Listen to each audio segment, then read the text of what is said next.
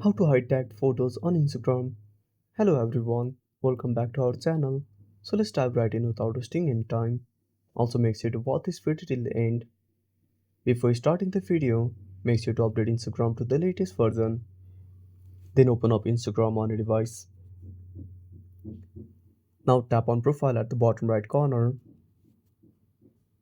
Now tap on three lines at the top right corner.